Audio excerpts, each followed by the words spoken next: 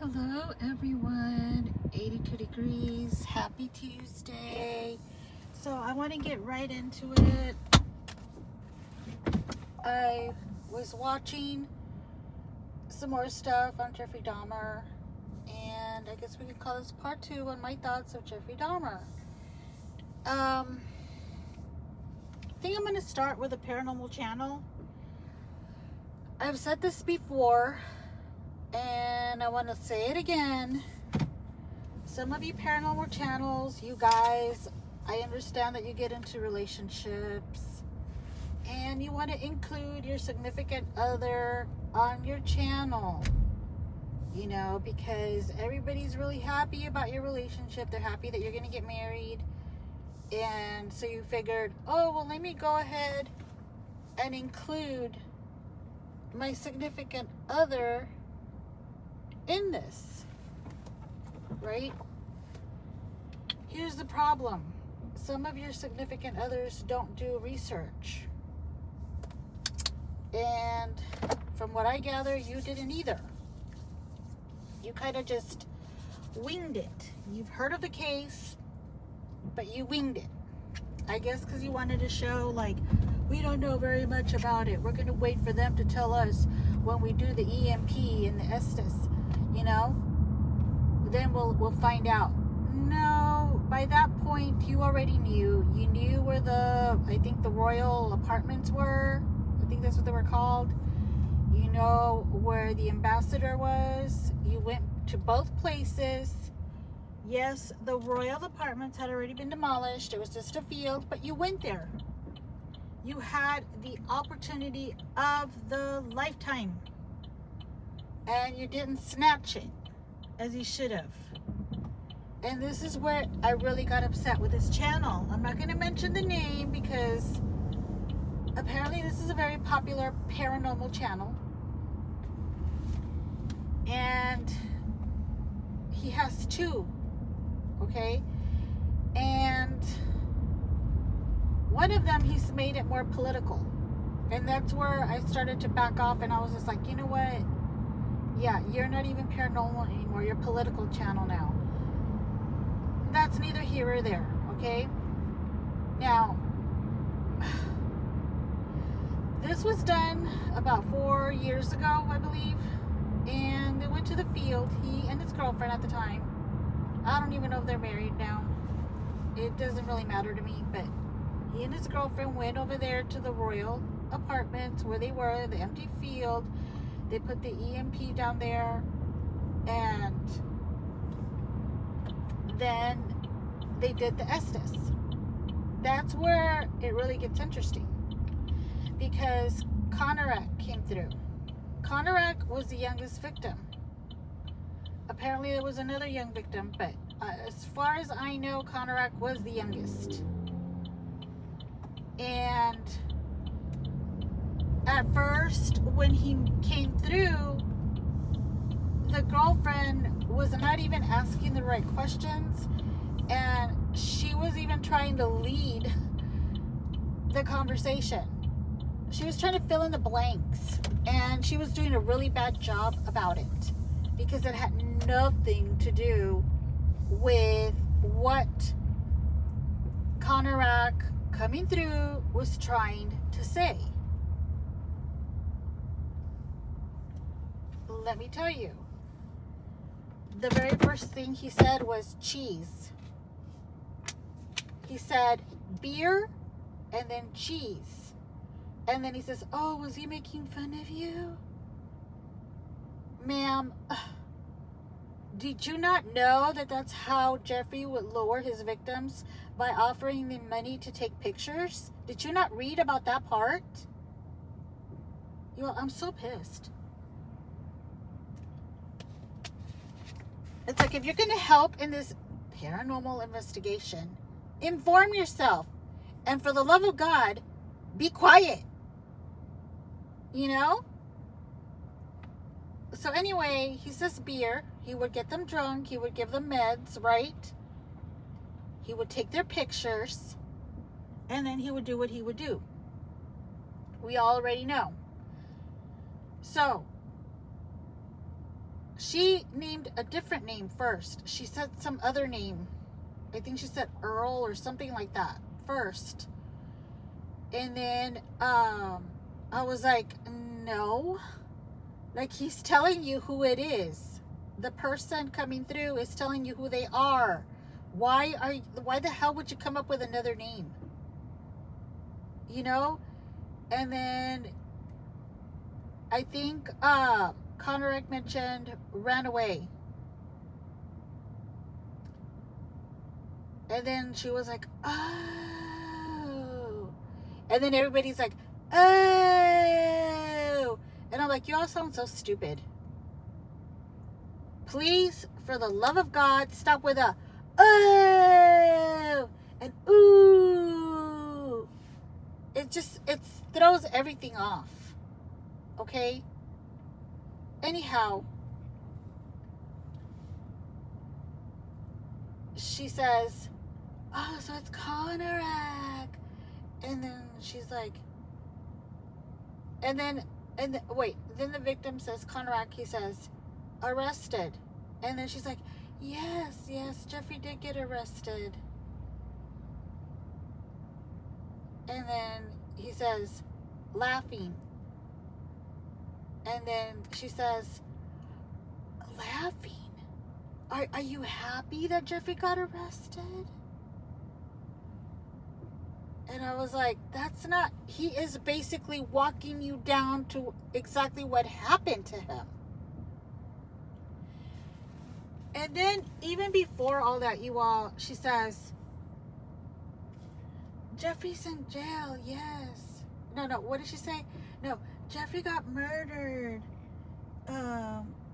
Just like he murdered you. He was hit with a barbell, just like you. And I'm like, that's not even the person that's coming through. He even said young. Stephen Hicks was the first victim. Stephen Hicks was the one that got hit by a bar. I don't understand this person. I don't understand why she did not do her research. The other guy was blindfolded, okay? The one that was blindfolded with the earmuffs or whatever, he was blindfolded. He was repeating what he was being told. It was her job to get the info out, and she didn't even get the right info. Like, what were you doing there? You just wanted to come out in your pretty little skirt? I don't understand. Pissed me off. But in case some of you did not know, Conrad did get away from Jeffrey. I hate calling him Jeff. From Jeffrey. The police took him back with Jeffrey. And then it's already noted that the police officers that spoke to Conrad and the other one to Jeffrey, they spoke to them separately first. They were laughing about it because they were saying, oh, it was just a gay couple and that's so weird and yada yada, you know, and they were laughing about it. And this is my thing that pisses me off. Again, if you're going to do an investigation like that, be informed and stop with a, oh, and assuming that you know something that you don't. Stop trying to, like, what they do in a courtroom, lead the witness. Stop trying to lead the witness. Fucking shut up and listen to what they're saying to you. If you don't know what it means, just repeat it. Arrested. Who got arrested? Can you tell me who got arrested? Who was laughing? Can you tell me who was laughing? Because she was there like, are you all happy that Jeffrey got murdered? I think that's what they're saying. I think all the victims are saying that they're happy that Jeffrey got murdered. And she's talking in that little, oh, sweet voice of hers. And I'm like, really? Are you having trouble interpreting what's being said to you? Are you having trouble communicating Are you having trouble putting everything together because you know nothing of the case? And you are just there with your boyfriend who happens to have a paranormal channel?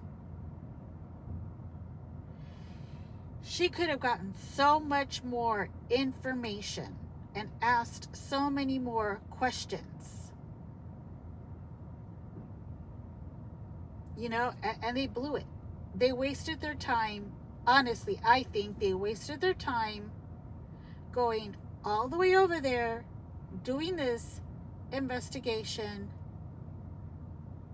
all for just clicks and views, and got nowhere. When they went to the Ambassador Hotel, they didn't even get anything. They were just there like, oh, it has to be that victim that died here. And I'm sorry, I don't remember his name. But they were assuming that. They didn't even try to find out for sure. Whoever was trying to come through was probably like, screw this. I don't even want to talk to either one of you. Like, neither one of you know what the hell you're doing. Just get the hell out, you know? And they did. They were just like, okay, well, we have to go to the next location, guys. Yada, yada, yada. And then that's when they went over there to the apartments. Well, where the apartments used to be. And then right away, okay, guys, well, we gotta wrap it up because we gotta go out to dinner. Yeah, well, yeah, you know, don't even bother to talk to Conorak anymore. Like, just go out to dinner. Yeah, go enjoy yourself. You had a breakthrough right there, right in front of you, right at your hands. But yeah, who the hell cares? We're not there to find out from the victims. We're here to just for show, and get clicks and views and go out to dinner on your dime. Basically, you know? Here is my thing that's been bothering the crap out of me. Is that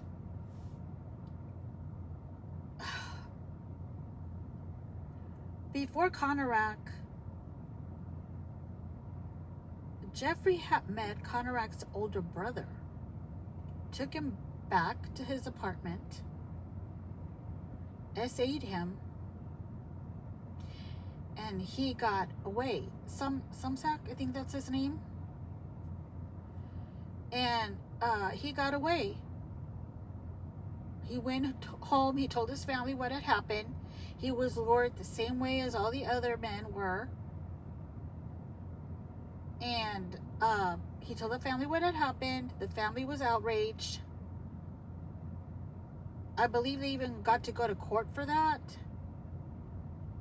And all Jeffrey got was a slap on the hand. I'm not too sure. See, but at least I'm admitting I'm not too sure about that. The sequence of events with the brothers. I do know, however, that I read is that hours, not even days or months or years, hours of that incident, Jeffrey picked up Conorak and convinced Conorak to go back to his apartment as well, and SA'd Conorak, tortured him,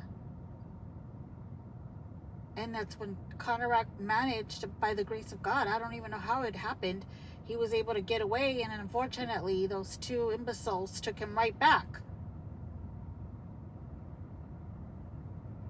But this is my question, is how in the world did that happen? What are the odds?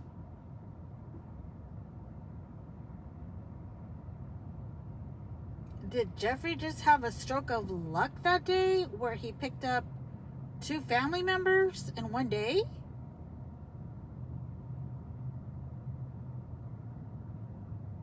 This is my opinion here, okay?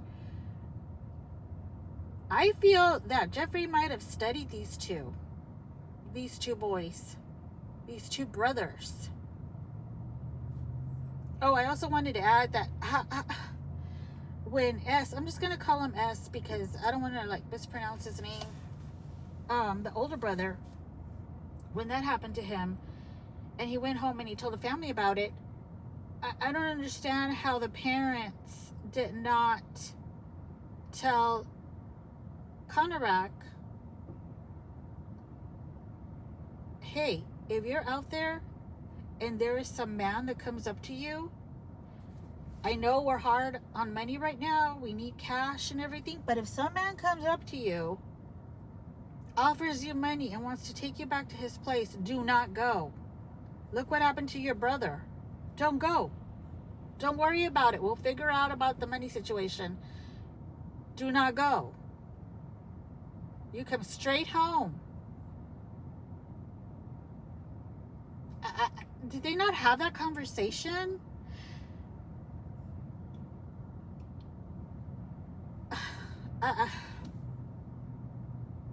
But the younger son ends up going with Jeffrey, right? Everything happens. And I'm still wondering how Jeffrey must have studied that family or those two boys. He knew that they were needing cash, and that's why, allegedly, in my opinion, I believe he targeted that family. I truly believe that because, like I said, what are the odds? What are the chances that he ends up meeting two brothers that day? I just don't feel like it's possible. That's not possible. There's some missing pieces of the puzzle with that situation in that family. And I understand maybe they're very private. They want to keep things private. But how is the son supposed to get any closure in his death if the complete truth is not out there? If the entire truth is not out there? I believe the older brother knows more and is not saying anything because maybe he was told by the parents, do not say anything else, just keep quiet about it and let's go on with our lives. We already lost your brother. I believe the family knew more than what they were saying also. And listen, before you all jump down my throat, I am not accusing this family of anything wrong. They are all victims. I'm not blaming the family. I'm not blaming the family. But what I'm saying is there are some pieces missing. Something's not adding up for me. I know that the surviving son, the brother, has changed his name. He still lives in the Milwaukee area. He has a family now. He's married. And, of course, leading a very private life. I can't blame him. But I just wish that, if he ever could find the strength and the courage,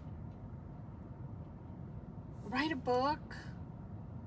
If you don't want to talk to anybody, that is actually wanting to do a whole story on this, a factual story, by the way, a completed factual story, then write your own book. And you don't even have to write your actual name, just not even the name that you changed it to. You can be anonymous and give us the entire story.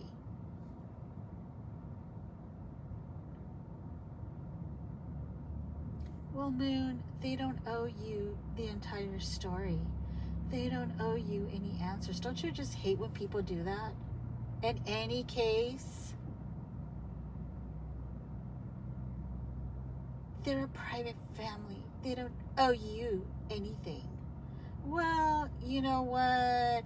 Unfortunately, they could be a private family. Anybody's family could be a private family. But when it is such a high profile case, It's everybody's business. It is out there nationwide. Everybody knows about it. Okay? So yeah, we want answers. If you don't want them, then go ahead and scooch along. Go along your way. Go live your life. Go to Vegas. Go to the island. Go vacation on the Caribbean cruises. I don't care what you do with your life. Some of us want answers. Okay? So just move out the way. Thank you. Yeah, I do want answers. I wish somebody would actually try to get real answers. That other girl that I mentioned in the other video that actually moved closer to grandma's house and passes by there frequently, that's, to me, she's more just it's an obsession with her. It's just a weird obsession that she has, and I do think she needs medical help to go to that length of moving near the grandma's house. The grandma has passed on. That house has been sold to somebody else. Somebody else actually lives there. That's another thing that's like mind-boggling to me. The owner of the home gets annoyed because people are constantly passing by there and doesn't want anybody on their property. Now, I understand that. However, you do understand, homeowner,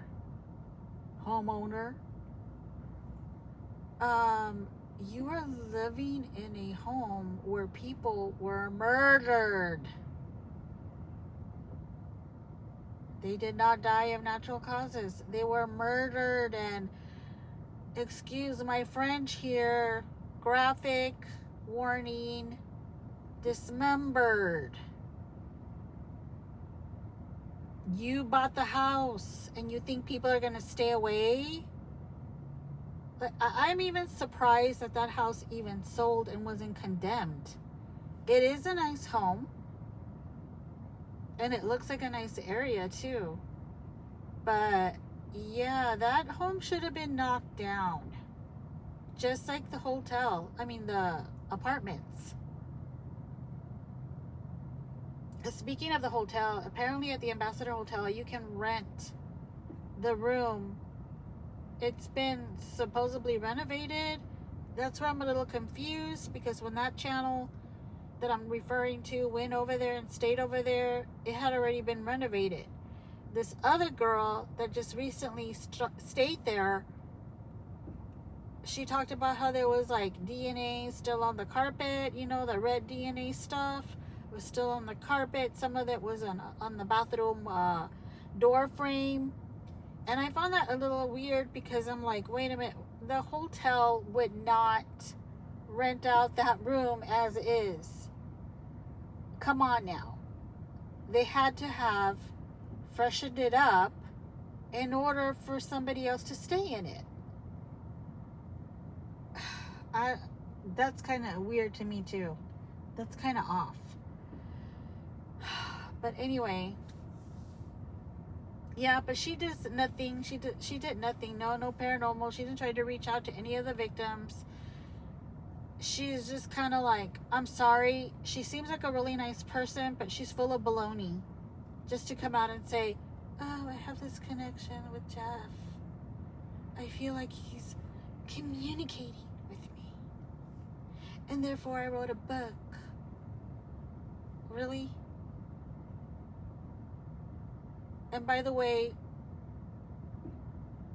Jeffrey Dahmer was never diagnosed with autism. Nope.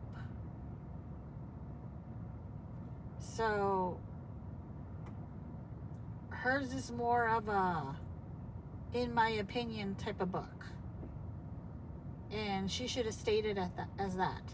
She just put reframed. No, you're not reframing. You're saying it's so. And your viewers are taking it for all it's worth, as factual. And you need to clarify that with your viewers and let them know, this is my opinion, this is what I think he had, this is what I have to back it up with, which you don't. But anyway, that's my second part. I don't know if I'm going to do any more parts. I'm watching the complete trial again. But thank you all for listening. And I will talk to y'all again soon. Bye.